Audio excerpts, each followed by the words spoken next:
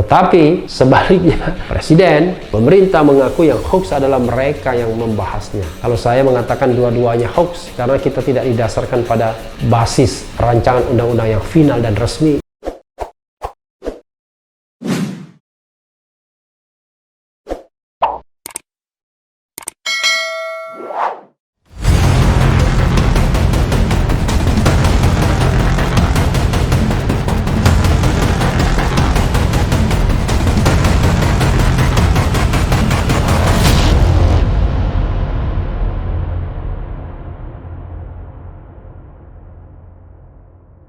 Assalamualaikum warahmatullahi wabarakatuh, Sobat RH sekalian. Jumpa lagi kita di channel yang keren ini, Keren Cadas. Kali ini kita akan membahas soal hoax yaitu 7 hoax yang dikatakan oleh Presiden Jokowi. Nah, menariknya adalah apa dasar presiden untuk mengatakan bahwa itu adalah hoax sementara naskah asli dari undang-undang cilaka atau ciptaker sampai sekarang belum ada di publik. Kalau beredar di masing-masing orang termasuk di presiden, ya tidak justified karena namanya rancangan undang-undang yang sudah diparipurnakan dan disetujui bersama DPR dan pemerintah harusnya available, tersedia, dibagikan kepada seluruh anggota DPR pertama. Kedua, bisa diakses publik. Nah, hingga hari ini alhamdulillah belum bisa diakses publik. Sepertinya tim sinkronisasi atau tim perumus atau tim apapun namanya masih bekerja untuk menyisir kembali pasal-pasal yang nggak tahu, mungkin yang dipersoalkan. Padahal saya mengatakan kemarin di dalam interview di televisi, saya mengatakan harusnya tidak boleh lagi diubah setelah rapat paripurna, even cuma sekedar titik dan koma, karena titik dan koma itu hal yang sangat substantif juga di dalam hukum. Gara-gara titik dan koma orang bisa berdebat panjang begitu ya. Nah, kita bacakan soal hoax ini ya. Daftar 7 hoax yang dibantah Jokowi di Undang-Undang Cipta Kerja. Jakarta, Kompas.com. Presiden Joko Widodo Jokowi akhirnya merilis pernyataan resmi setelah demo besar-besaran di sejumlah daerah terkait penolakan pengesahan RUU Omnibus Law Cipta Kerja menjadi Undang-Undang Cipta Kerja di DPR. Ini seperti pepatah, alon-alon asal kelakon ya, lambat-lambat tidak apa-apa. Padahal sudah banyak korban ya, termasuk korban jiwa kalau tidak salah, dan juga korban-korban lainnya, luka, berdarah, fasilitas umum yang terkoyak, yang tersobek, yang dirusak ke. Atau Presiden Jokowi ingin mengatakan bahwa diam itu emas mungkin ya. Jokowi memaparkan beberapa alasan perlunya Undang-Undang Cipta Kerja untuk mendorong penciptaan lapangan kerja dengan menggairahkan iklim investasi yang masuk ke Indonesia. Kita lihat lagi ya, Faisal Basri membantah soal iklim investasi itu di dalam sesat logika Undang-Undang Cilaka. Mantan Gubernur DKI Jakarta ini lalu menyinggung soal disinformasi atau hoax terkait polemik Undang-Undang Cipta Kerja. Penyebaran informasi yang keliru itu jadi salah satu pemicu demonstrasi besar-besaran. Berikut ini daftar 7 hoax yang dibantah oleh Jokowi sebagaimana dikutip pada Sabtu 10 Agustus. Oh, bukan 10 Agustus ya, 10 Oktober 2020. 1. Upah minimum dihapus. Jokowi menegaskan kalau upah minimum di Undang-Undang Cipta Kerja masih diberlakukan seperti halnya yang sudah diatur di Undang-Undang Nomor 13 Tahun 2013 tentang ketenagakerjaan, baik UMP maupun UMK. Saya ambil contoh, ada informasi yang menyebut penghapusan upah minimum provinsi, upah minimum kabupaten, upah minimum sektoral provinsi. Hal ini tidak benar karena pada faktanya upah minimum regional tetap ada, kata Jokowi. Dalam Undang-Undang Omnibus Law Cipta Kerja memang menghapus mengenai penangguhan pembayaran upah minimum. Selain itu, regulasi baru ini diklaim pemerintah justru menambah perlindungan bagi pekerja. Kita lihat ya, karena ada komplain yang mengatakan yang dipertahankan itu cuma UMP, tapi kabupaten dan sektoral tidak dipertahankan, artinya diserahkan kepada masing-masing perusahaan atau mungkin diatur dalam peraturan pemerintah, padahal di Undang-Undang Ketenagakerjaan itu ada. Tapi kita lihat siapa yang hoax nantinya setelah resmi draft finalnya kita terima semua. Lalu juga ada yang mengatakan bahwa tidak ada lagi sanksi pidana bagi pengusaha atau perusahaan yang membayar di bawah upah minimum. Nah, kita akan lihat juga karena di sini nggak dibantah ya. Kemudian 2, upah per jam. Jokowi juga membantah isu kalau tenaga kerja akan dibayar berdasarkan per jam. Ia menegaskan kalau skema masih menggunakan aturan lama. Hitungan per jam di Undang-Undang Cipta Kerja dilakukan untuk memfasilitasi pekerja yang sifatnya pekerja lepas dan sebagainya. Ya bodoh baik, sama aja. Artinya ya tetap ada yang namanya kemungkinan dibayar jam-jaman kalau dikatakan bahwa hitungan per jam di Undang-Undang Cipta Kerja dilakukan untuk memfasilitasi pekerja yang sifatnya pekerja lepas dan sebagainya. Jadi ya tetap ada ya, tukang aja tidak dibayar per jam tapi per hari. Ada yang menyebutkan upah minimum dihitung per jam. Ini juga tidak benar. Tidak ada perubahan dengan sistem yang sekarang. Upah bisa dihitung berdasarkan waktu dan berdasarkan hasil, ucap dia. Nanti kita lihat juga siapa yang hoax ya. 3, cuti dihapus. Jokowi menegaskan Undang-Undang Cipta Kerja sama sekali tak menghapus hak cuti karyawan di perusahaan. Cuti seperti cuti hamil, cuti haid, dan cuti reguler masih didapatkan karyawan sesuai dengan Undang-Undang Ketenagakerjaan. Kemudian ada kabar yang menyebut semua cuti sakit, cuti kawinan, cuti hitanan, cuti baptis, cuti kematian, cuti melahirkan dihapuskan dan tidak ada kompensasinya. Saya tegaskan ini juga tidak benar. Hak cuti tetap ada dan dijamin, ujar dia. Ya kita lihat, karena yang saya baca termasuk dari Profesor Soteki, ya kita tampilkan lagi thumbnailnya adalah memang beberapa cuti dipertahankan. Tapi ada cuti yang tidak lagi disebutkan di dalam Undang-Undang Ciptaker ini. Nah, nanti kita akan lihat apakah kemudian dia mengubah Undang-Undang Ketenagakerjaan ataukah tidak. Saya membayangkan dispute-nya nanti justru di lapangan dan di peraturan pemerintah ya. 4, PHK sepihak. Ia lalu menyinggung soal kabar di Undang-Undang Cipta Kerja yang mengizinkan perusahaan untuk melakukan pemecatan sepihak tanpa alasan jelas. Menurut dia, Undang-Undang Cipta Kerja tetap mengatur apa saja batasan perusahaan ketika melakukan PHK. Kemudian, apakah perusahaan bisa mem-PHK kapanpun secara sepihak? Ini juga tidak benar. Yang benar, perusahaan tidak bisa mem-PHK secara sepihak, kata Jokowi. Ya memang, kalau kita lihat pernyataan yang pernah dimunculkan di sini, memang tidak bisa mem-PHK-kan secara sepihak. Tapi Undang-Undang Ciptaker ini atau Undang-Undang Cilaka ini menambah klausul sebab-sebab bisanya di-PHK seorang. Ya antara lain misalnya ketika perusahaan itu di-merger atau diakuisisi. Nah di sini adalah wilayah tak bertuan.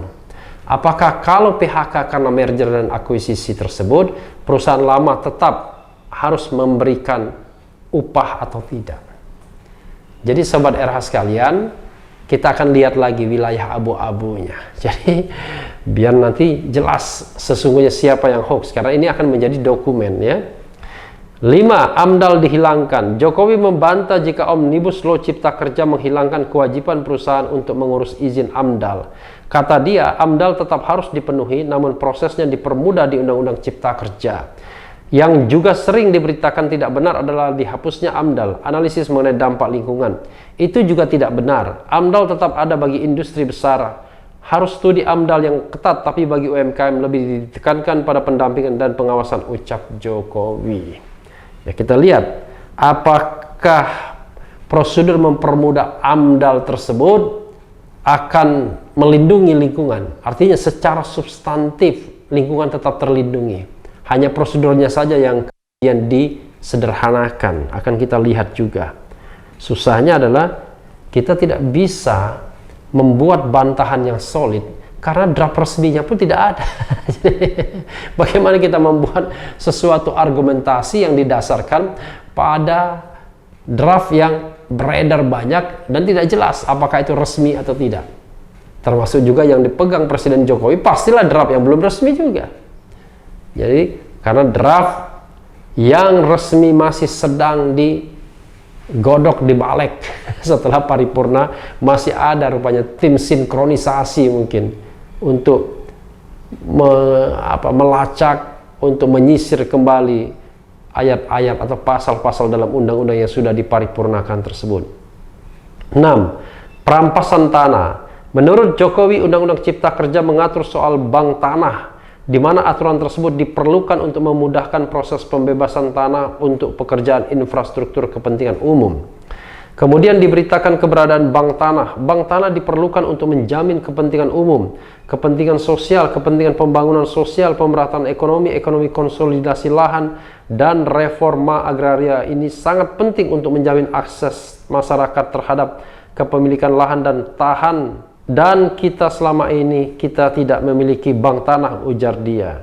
Kepemilikan lahan dan tanah, mungkin ini maksudnya. Ya, kita lihat juga, karena di draft awal Undang-Undang Omnibus Law itu ada klausul mengenai tanah yang 2 tahun tidak dikerjakan bisa dirampas. Akan kita lihat apakah klausul itu, apakah pasal itu masih ada atau enggak. Sekali lagi susah kita mengatakan iya atau tidak karena tadi draft resminya tidak ada. Saya tidak berani, tidak mau berargumentasi berdasarkan draft yang beredar. Karena draft yang beredar tersebut adalah draft yang belum resmi. Harusnya DPR dan pemerintah bisa menunjukkan dan menyampaikan kepada masyarakat mana draft resminya. Tapi saya mengatakan kalau ada dispute mengenai draft resmi setelah paripurna, maka sesungguhnya prosedur pembuatan aturan ini sudah cacat hukum dan harusnya dibatalkan oleh Mahkamah Konstitusi. Karena bagaimana kita bisa menyetujui sesuatu dalam rapat paripurna yang terhormat, tetapi draft yang disahkan atau disetujui tidak jelas. Makanya Derajat Wibowo dari Partai Amanat Nasional, kita tampilkan lagi thumbnailnya, mengatakan bahwa yang disetujui atau disahkan itu adalah surat kosong. Jadi tidak ada isinya sama sekali. 7. Sentralisasi pusat. Terakhir, Jokowi juga menyinggung soal peran daerah yang dipangkas dalam kemudahan berinvestasi karena kewenangannya dialihkan ke pusat dalam Undang-Undang Cipta Kerja. Saya tegaskan juga, Undang-Undang Cipta Kerja ini tidak melakukan resentralisasi kewenangan dari pemerintah daerah ke pemerintah pusat. Tidak ada. Perizinan berusaha dan kewenangannya tetap dilakukan pemerintah daerah sesuai dengan NSPK yang ditetapkan pemerintah pusat agar tercipta standar pelayanan yang baik di seluruh pemerintah daerah, dan penetapan NSPK ini nanti akan diatur dalam PP atau peraturan pemerintah, tegas Jokowi. Selain itu, kewenangan perizinan untuk non-perizinan berusaha tetap di pemerintah daerah, sehingga tidak ada perubahan, bahkan kita melakukan penyederhanaan, melakukan standarisasi jenis dan prosedur berusaha di daerah, dan perizinan di daerah diberikan batas waktu. Yang penting di sini jadi ada service level of agreement.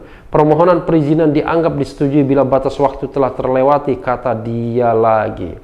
Ya, kita lihat juga apakah ini akan juga benar, tidak hoax. Karena ya yang saya lihat, yang saya baca untuk sementara dari draft-draft awal, dari diskusi-diskusi yang ada, justru Omnibus Law ini banyak melakukan resentralisasi, menumpuk kekuasaan ke pemerintah pusat. Tapi sekali lagi akan kita baca baik-baik setelah draft resminya ada. Jangan sampai kemudian draft resminya ini justru mengikuti signing apa yang dipernyatakan atau dinyatakan oleh Presiden Jokowi. Mungkin saja sebelumnya tidak ada, tapi setelah pidato ini jadi ada. Itu susahnya. Tapi kalau nanti terbukti ada draft yang beredar, lalu draft yang dikatakan resmi berbeda, maka sungguh itu sudah merupakan sebuah penyelundupan hukum. Sobat RH sekalian, memang agak aneh polemik Undang-Undang Ciptaker atau Undang-Undang Cilaka ini. baik pihak pemerintah maupun pihak non-pemerintah saling mengklaim bahwa pihak yang lainnya melakukan hoax. Pemerintah melakukan hoax, itu tuduhan mereka yang melihat undang-undang Ciptaker dari perspektif mereka, terutama para buruh dan mahasiswa yang berdemonstrasi. Ya. Tetapi sebaliknya, Presiden, pemerintah mengaku yang hoax adalah mereka yang membahasnya. Kalau saya mengatakan dua-duanya hoax, karena kita tidak didasarkan pada basis rancangan undang-undang yang final dan resmi yang memang betul-betul disahkan atau disetujui dalam rapat paripurna. Kalau saya mengikuti prosedur atau standar yang ketat, seharusnya perdebatan-perdebatan ini tidak kita lanjutkan lagi. Karena sudah batal demi hukum harusnya rancangan undang-undang tersebut ketika kita tidak mengetahui draft apa yang sesungguhnya sudah disahkan dan disetujui dalam rapat paripurna. Kalau dibawa ke Mahkamah Konstitusi, harusnya Mahkamah Konstitusi membatalkannya. Jadi perdebatan mengenai undang-undang Ciptaker ini harus dimulai dari awal dengan proses yang lebih baik, yang transparan, partisipatif. Saya sendiri menengarai Sobat Era sekalian, sesungguhnya paradigmanya sudah keliru. Kenapa? Begini, kalau undang-undang ini mau omnibus law seperti ini, harusnya jelas maunya apa. Awalnya ketika Presiden Jokowi berpidato dalam masa pemerintahan yang keduanya, dia menyebut dua undang-undang tentang investasi dan penciptaan lapangan kerja. Tapi kalau misalnya omnibus investasi dianggap nanti terlalu pro asing atau neoliberal, maka kemudian hanya satu, yaitu undang-undang mengenai penciptaan lapangan kerja. Awalnya undang-undang Cilaka. Tapi penamaan undang-undang Cipta Kerja itu sendiri tidak jelas. Kenapa? Karena kalau kita membuat sesuatu konsep undang-undang harus jelas kaitannya. Misalnya kalau saya katakan saya membuat undang-undang yang memudahkan investasi, maka kita bisa checklist mana hal-hal yang menghambat investasi, lalu dibuatlah terobosan atau panasianya sehingga investasi bisa lancar. Tapi kalau kita mengatakan bahwa ini adalah undang-undang untuk menciptakan lapangan kerja, maka terlalu abstrak jadinya. Terlalu banyak item-item yang harus kita masukkan, karena penciptaan lapangan kerja tidak hanya terkait dengan soal-soal yang sepele. Jadi terlalu kompleks kalau kita ingin mengatakan ini kita ingin penciptaan lapangan kerja. Karena penciptaan lapangan kerja itu adalah akibat dari sebuah kegiatan. Misalnya mempermudah investasi, mempermudah perizinan dan lain sebagainya. Jadi Sobat RH sekalian, satu lagi misalnya mempermudah atau menciptakan lapangan kerja, tapi ditambah aturan tentang PHK, kan nggak masuk akal. Ada jalan bagi pengusaha untuk melakukan PHK ketika merger dan akuisisi. Artinya dari sisi paradigmanya sendiri aneh. Harusnya undang-undang omnibus law itu mengadres hal-hal yang tegas dan jelas, yang terukur. Jadi di dalam undang-undang tersebut jelas-jelas terukur apa yang ingin dilakukan. Bukan seperti sekarang ini menumpuk ada puluhan undang-undang lalu direview oleh undang-undang omnibus law ini yang bakal bahkan memunculkan kekacauan hukum dan sangat tergantung bagaimana nanti interpretasi dibawa melalui peraturan pemerintah yang konon mencapai ratusan. Awalnya ingin merampingkan regulasi, faktanya justru regulasinya bertambah banyak. Jadi Sobat Era sekalian, ya saya kira memang hari-hari ke depan kita harus tunggu dulu naskah resminya, kita berdebat lagi, kita bahas lagi, dan akan kita tunjukkan sesungguhnya apa masalah dari undang-undang ini. Saya percaya dengan para profesor yang sudah menolak ini, percaya dengan institusi Fakultas Hukum UGM yang juga menolak ini, percaya dengan buruh, percaya dengan mahasiswa, percaya dengan organisasi-organisasi yang menolak ini. Tetapi kita harus dengarkan juga versi pemerintah. Biarlah nanti kebenaran harus diadu, siapa yang benar, siapa yang hoax. Yang penting tetap di channel ini, karena di channel ini Anda akan dirayu, ditipu, dicecar, dibaperin, diumber pula di jalur khusus. Karena channel ini adalah channel yang mengancam, memeras, dan membenci. Jangan lupa subscribe, like, comment, and share. Cheers.